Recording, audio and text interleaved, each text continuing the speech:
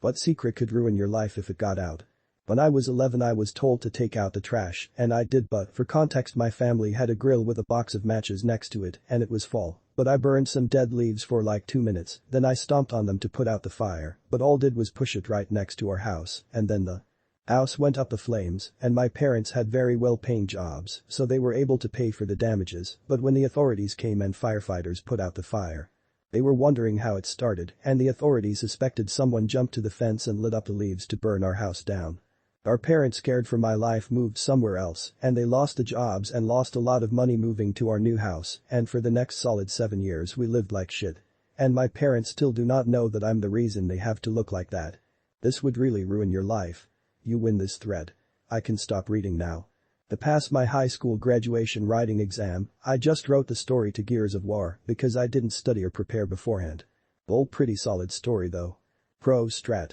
If you were able to convey the story on paper well enough without any errors, that's probably all they cared about mostly. Imagine how many people are typing their secrets just to completely erase on the last sentence and not post at all. When my sister was going through an alcoholic mental health crisis, she decided to tell our family and friends all of my secrets. I was trying to convince her to get help, she resented me for it and felt exposing me would take the heat off of her. Typical narcissistic behavior, deflecting attention away from themselves. If she is going down, she's going to take me with her. A lifetime worth of sins and regrets that if I could go back in time I might change. Nothing I did was illegal, but some people consider immoral. It was very personal stuff that I never wanted to share. Well, everybody knows now. I was put in a difficult position, it opened conversations I never intended to have with our family. I offered to have an open dialogue and answer any questions. No one cared. It completely backfired on her. In fact, I received love and support while she's been completely ostracized by most of Outlet's family. They found her behavior to be self-righteous and deplorable. Being found out didn't ruin me, it freed me. That ended a lot better than I thought it would. Good thing you have a supportive family. That I was a heroin addict in my 20s. Been clean 9 years, and no one I work with or associate with at this point in my life, besides wife, kids, and immediate family, realized that 10 years ago I was an unrecognizable shell of who I am now. I'm currently struggling with addiction, not as serious as a heroin addiction, but it's majorly impacted my life and left me a shadow of my former self. Sometimes it feels like I'll never get to the point of having a family, good job or friends again, but reading that makes me want to keep trying to get clean and live the life I should be living. Bro, you will. I sit here 5+ years off fentanyl, married, dog, cat, apartment, and now pregnant with my first baby. When 6 years ago I was in jail, 50k bail, 3 felonies and 4 misdemeanors. You're more than what that fucking poison is telling you. You don't fucking need that shit, whatever the hell it is. I don't care, man, if it's affecting you and your life like that. It's gone way too far. I'd queer you're at with views on stuff, but you gotta find something and give it your all. Let go of all that shit that haunts you, man, before it kills you. Reach out, head up, chest out, kick today's ass, my friend. I don't have any secrets. I get drunk, can't tell anyone anything. You drink, and we know things. Got busted with a lot of computers from my work, about $25k worth, and plead guilty to grand theft. They spelled my name wrong birthday, and I never gave them my DL or SSN. I don't remember it, I said over and over during my 90-day incarceration. That was 34 years ago, and I background check my name every few years with a racy heart each time. Nope. Not there. I perform background checks for a living. A name-based check will not accomplish much as your identifiers don't match. If you ever end up getting fingerprinted, that could lead to a potential headache. Felony conviction should be reported to the FBI. It varies by state and can be missed. From there you'll be assigned an FBI number that will correspond with the fingerprints that were rolled at the jail. Fingerprint-based checks are comprised of 2 aspects. A state portion for where you live and a federal portion for any other history. I'm not trying to freak you out, just providing information. California introduced fingerprinting requirements for volunteers in youth sports.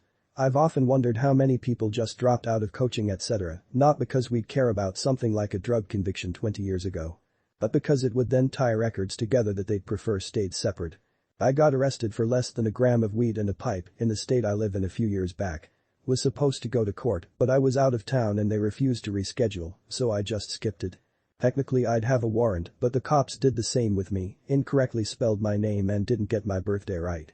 I've also had a background check ran on me a few times, and nothing ever came back. Lamau. Had a similar experience a few months ago. Got pulled over with a pipe and a jar with like a G left. I was in college, so the cop let me off with possession instead of Dewey. The way court was held, all the defendants would say guilty or not guilty, and if another court date was necessary, they'd plan accordingly. Not wanting to get kicked out of college, I plead not guilty. About a month later the judge handling my case didn't appear in court, so it got dropped. Happened to me when I got a minor in possession at a house party. Someone broke the breathalyzer right away, so they just passed out tickets to everyone. When we all lined up at the first court date I said NG, and they scheduled the second date. About 5 minutes of waiting without the cop and the judge recommended I quickly leave and have a nice life. The cop probably never planned to show because he knew it would be hard to testify in court that you had possession when he didn't have any breathalyzer results and was just hoping it would catch a few who took the guilty plea. I'm mixed up in the fast food game. Sometimes I tell the homeless people around the corner what time we throw out the expired burgers so they can grab them from the trash. It's explicitly banned in our code of ethics that we sign when we start. That's a good thing that you are doing. Bro, fuck that code of ethics. It's more ethical to give food to the homeless than to throw it away. Yay, but they need to be able to say it's prohibited and do some enforcing. If you throw out food, it's considered garbage. If you give it to someone knowing they might consume it, you are legally responsible if they get food poisoning or have some sort of allergic reaction. Now I suspect most fast food restaurants have liability insurance, but it only covers paying customers. So basically if you work at a McDonald's and give a homeless person a hamburger you would have thrown out and they get sick off it, they can sue you and or McDonald's, and since the burger was waste and not a meal served to a paying customer, no liability insurance will cover it. Imagine banning feeding the homeless and then calling it the code of ethics. I draw furry porn and make great money off of it. I have a normal job, but I use the art money for things I want like expensive clothes or Bath and Body Works candles. Will I buy such art if family and boss knew, lol. And here we have the furry art ecosystem. Not a secret, but if a list of every intrusive thought I've ever had comes out, I'm screwed. You and everyone else. For a brief moment I felt this sense of relief in that I might just be normal. The day I was cutting up some snacks in the kitchen during the football game with my family and my in-laws over. Opened a drawer to grab a large shark chef's knife and thought, I wonder what would happen if I went over and stabbed my father-in-law in the neck. Doubly weird because I really like my father-in-law. As long as you continue to categorize these as fucked up intrusive thoughts and not ideas goals, I think you're fine. I often think of suicide. I have 2 kids and they're the only reasons I am here. Their kids love and need you, but you have worth beyond being a parent. Thank you. I'm going to try and find myself again this year. I have a daughter, and even as she's approaching 1 year old now I found myself burned out on life. Ever since I was a teen the thought of just doing nothing and being nothing put my mind at peace. I never followed through and just last week I found out my sister is pregnant. It sparked something new in me and now I have something more to look forward to. I want to meet him, and I want my daughter to become good cousins. I know I'm rambling about nonsense probably, but whenever I feel low I just think about what I have and I smile. I'm not talking to you without my lawyer present. You aren't a lawyer, no present for you. Hi, I'm Saul Goodman. Did you know that you have rights? A cousin of mine tried to rape me when I was young, and years later I tried to drown him with a hose. I put the hose at maximum in his throat, but when I heard my parents coming I stopped. After that I said to him, if you tell anyone about this I'm going to really kill you. But we didn't saw each other after that because his family moved to another state. Edit. Thanks for the nice comments. Yes, I went to a lot of therapy sessions for that. My family knew he tried to rape me, but they took importance out of it because we were both kids. I was 8 years old and he was 6 years older than me. Despite that my parents hate him and his family. They took importance out of it because he was a 14 years old who tried to rape 8 years old. WTF, I'm so sorry. Really common, sadly they're just kids. I have been on the verge of losing my job for several months now. In the meantime, I no longer have any doubts at all that I will soon be laid off and that I am very likely to be threatened with homelessness. As another commenter said, now is the time to start shopping around for a new job. Local job boards and head job hunter services, online listings like LinkedIn, Indeed, Nextdoor, etc. etc. Also, be sure to have your resume updated and set up and have a decent set of interview clothes, suit or otherwise. If you're lucky, you can either jump the gun and get out before the company starts those layoffs or have a job ready when those layoffs do come. Requires a bit of timeline alignment. But that can often be good since it gives you severance from the old company and a vacation before going to the new one. Also, don't be discouraged if you're getting rejections. The job search is not just a selection of merit, but it's also a numbers game. There are literally millions of people all trying to get jobs. Don't be afraid to venture into small mid-sized companies. Everyone gushes about the prestige of being in a F500 company, but there can still stability in those smaller mid-sized companies. Also, since people often ignore those companies in favor of said F500 companies, you also have a better chance of getting in since you're competing in a smaller candidate pool. Thank you for your words of encouragement, it means a lot. I am already looking for a new job, and I think I might have a good chance at one particular company due to shortage of staff there. One time in elementary school, there was this really big important test. I was out sick that day, as were a handful of other kids, flu season. There were like 6 of us total who had to make up the test. We were put in a separate room and told to be quiet and focus on our tests. Our teacher would be checking on us very soon. A few minutes after she left, a voice calls out, "Does anyone know the answer to number 7? Next thing you know, we've got one kid looking out at the door while we all discuss and tell each other the answers. I think the teacher checked on us once after a while, but we were already mostly done and at a lull. We all got A's and high B's. I know this isn't a life-ruining secret, but I've been holding that in for almost 20 years lol. I love it when an overbearing authority figure accidentally teaches you teamwork and trust. The real test all along. Whoever reads these secrets out on TikTok, please be good at the game you're playing underneath. I don't know about ruin my life, but as a rule I'm not very open with people about my mental health issues. I had something of a paranoid episode about a year and a half ago, which couldn't really be kept to myself, but pretty soon after I fell out of contact with all of the people who saw me like that, as well as anyone who might have been told about it secondhand. I still don't know how I left things with that group of people honestly, it was a bit of a haze from my point of view. All I know is that I haven't reached out to them, nor have they reached out to me. I just took it as a clean break and tried to move on. As someone who has a mental health past, it's better sometimes to get a clean break and move on. No need to be reminded of that time. If they truly care for you, they will reach out. I hope you're doing well and healthy now. Don't be shamed, everyone has issues sometimes and it's okay. I'm pretty sure I was molested as a kid by a distant adult cousin we all called Uncle Junior. My only memory of it is that I had come to the living room to watch Animal Planet really early in the morning before school. I was only in the 2nd grade. He was watching TV from the blow-up mattress and asked if I wanted to cuddle under the covers with him. It was cold and he was staying with us to keep us safe from our dad, violent drunk who mom had kicked out, so I said yeah. I remember realizing he was only wearing a t-shirt and boxers when I got under the covers with him, and that made me feel really anxious for some reason. And that he was really warm, which made it worse. And everything after that is blank. I just remember getting a really bad UTI or yeast infection a couple days later and my mom being really upset about it. Then Uncle Junior didn't stay with us anymore. Maybe it was all one giant coincidence. Maybe I don't remember anything after that because it was a totally normal morning for me and nothing happened. Maybe he just watched Animal Planet with me and didn't do anything weird or creepy at all. But I've never been able to shake this feeling of anxiety whenever I think about that day. This sort of sinking feeling of dread, like the kind you feel when you know something scary is about to happen while watching a movie, but you just don't know how or when it'll happen. A little counseling would go a long way in clearing this up. I had a similar situation and speaking to a therapist got rid of a lot of anxiety. Yes, you should seek therapy. As someone that faced something similar and had none to talk about, it really does help. When I was 11, a friend of mine tried to steal a candy bar from a store and we got caught.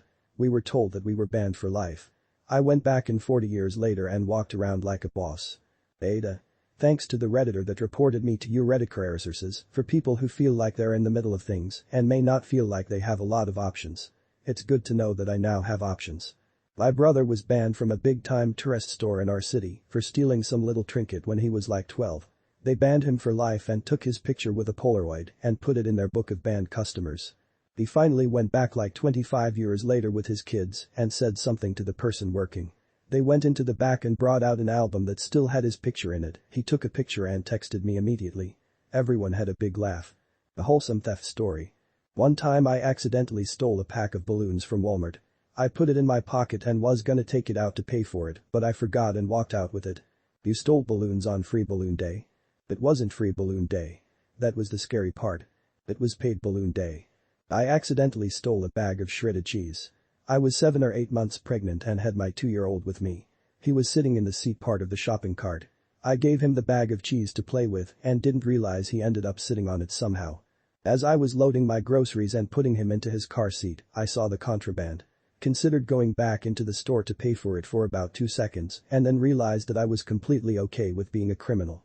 Way too tired at that point to walk back into the store. 16 years later I'm still sleeping well at night. Edit to add.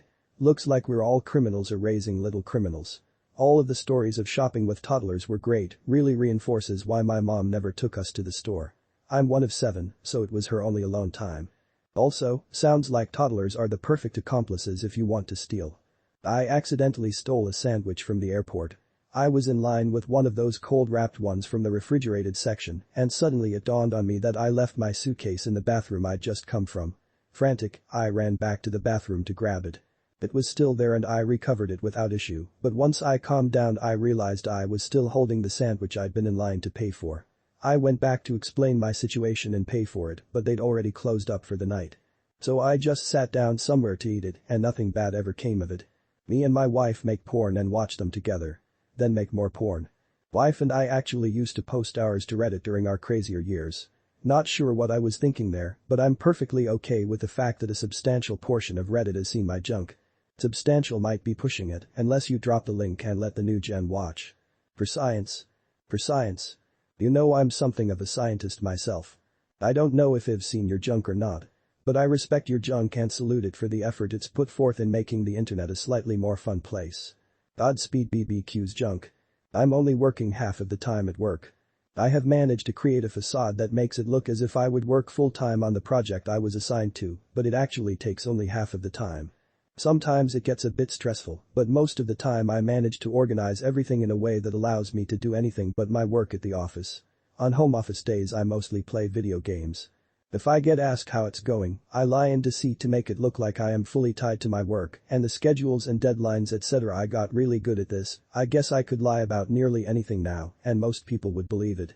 If my coworkers or my boss would find out that I get paid for a full-time job while only working roughly 20 hours a week, I'd get fired immediately. Additionally, I live in a small town, and that would probably ruin my reputation at any potential new job. I've been doing this for 2 years now. Edit. Alright, after getting some resonance I realize I might be a bad person in my boss's eyes, but so are many of you. But hey, hate the game, not the player, right?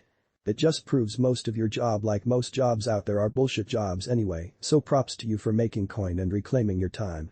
Much more wage theft happens compared to what people like you are doing by a massive margin. Yeah, many tasks are kinda obsolete when you do other tasks right.